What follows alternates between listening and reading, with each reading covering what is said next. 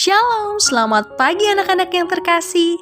Sudahkah kalian mengucap syukur pagi ini? Mengucap syukur berarti kita berterima kasih kepada Tuhan, karena Tuhan sudah memberikan udara yang segar untuk kita. Anak-anak, sebelum kita beraktivitas, marilah kita bersama-sama merenungkan sebagian dari firman Tuhan. Firman Tuhan terambil dari Yakobus 2 ayat 17. Yakobus 2 ayat 17, demikian firman Tuhan. Demikian juga halnya dengan iman. Jika iman itu tidak disertai perbuatan, maka iman itu pada hakikatnya adalah mati. Demikian firman Tuhan. Anak-anak, pada tahun 1800, ada pemain akrobat Prancis yang bernama Charles Blondin. Ia menjadi terkenal karena bolak-balik menyeberangi air terjun Niagara di atas utas tali baja, bahkan tanpa jalak pengaman sama sekali. Anak-anak, pada tanggal 30 Juni 1859, Blondin menjadi orang pertama yang menyeberangi air terjun Niagara, air terjun terbesar di dunia. Di atas utas tali sepanjang 335 meter dan 50 meter di atas permukaan air. Ia melakukannya beberapa kali dengan aksi teatrikal yang berbeda. Ia mengenakan penutup mata di dalam karung, di atas egrang dengan mendorong gerobak. Bahkan ia membawa kompor lalu menggoreng telur dadar di tengah tali dan memakannya. Semua orang kagum, bersorak dan bertepuk tangan. Kemudian Blondin bertanya kepada penonton, "Percayakah Anda bahwa saya bisa menggendong orang menyeberang?" Kerumunan itu menjawab, "Ya, kami percaya." Lalu Blondin bertanya lagi, "Siapa yang bersedia menjadi sukarelawan?" Ternyata tidak ada seorang pun yang berani. Tapi pada akhirnya di tengah keheningan ada seorang pria maju ke depan dan menyatakan ia bersedia. Lalu Blondin menggendong pria tersebut di punggungnya dan menyeberangi air terjun Niagara. Anak-anak, semua orang memperhatikan sambil menahan nafas dan bersorak-sorai begitu Blondin berhasil membawanya menyeberang.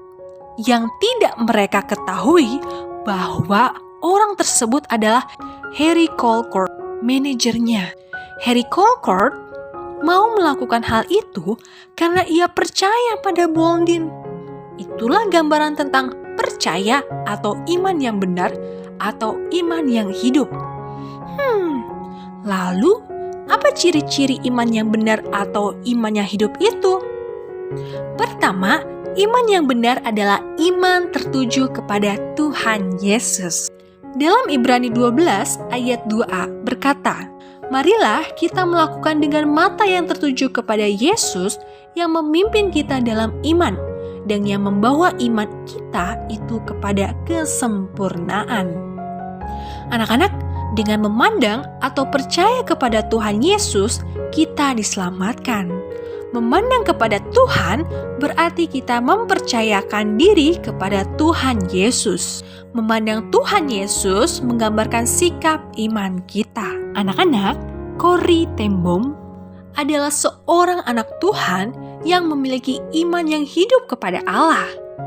Ia harus menjalani kehidupan yang berat saat tinggal di kamp penyiksaan Nazi, sebuah tempat tanpa harapan bagi kebanyakan orang.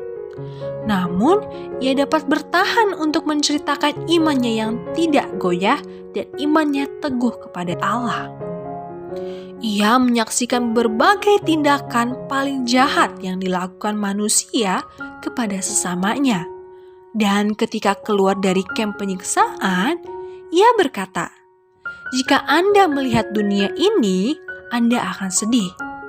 Jika Anda melihat ke dalam diri Anda akan tertekan. Namun, jika Anda memandang Tuhan Yesus, Anda akan tenang." Kepada siapa kamu mengarahkan pandanganmu pada waktu sedang dalam kesulitan? Apakah kamu memusatkan perhatian pada dunia yang sedang dilanda virus COVID-19? Apakah kamu sedang memandang dirimu sendiri dan berharap mendapat jawaban bagi diri sendiri? Atau apakah kamu sedang memandang kepada Tuhan Yesus, penyempurna iman kita? Di dalam dunia yang tidak pasti ini, marilah kita tetap memandang kepada Tuhan Yesus.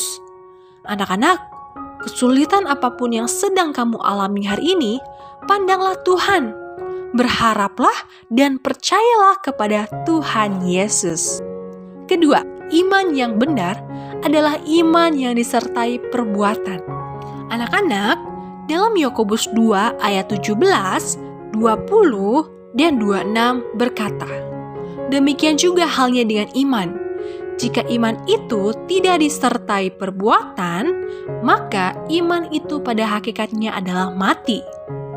Hai manusia yang bebal, maukah engkau mengakui sekarang bahwa iman tanpa perbuatan adalah iman yang kosong? Sebab seperti tubuh tanpa roh adalah mati, demikian juga iman tanpa perbuatan-perbuatan adalah mati.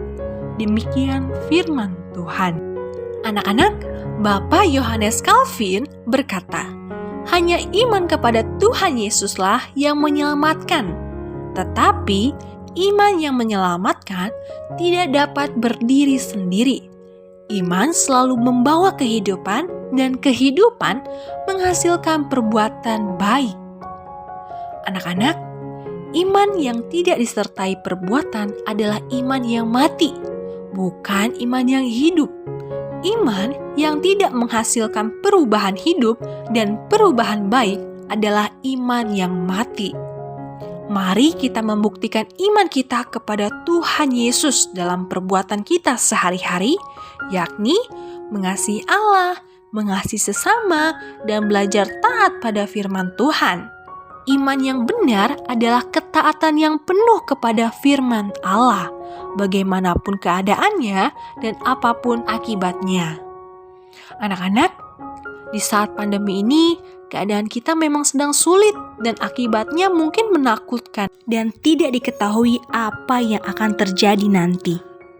Tetapi kita harus tetap menaati firman Allah dan percaya bahwa Allah akan melakukan apa yang benar dan apa yang terbaik untuk kita, anak-anaknya.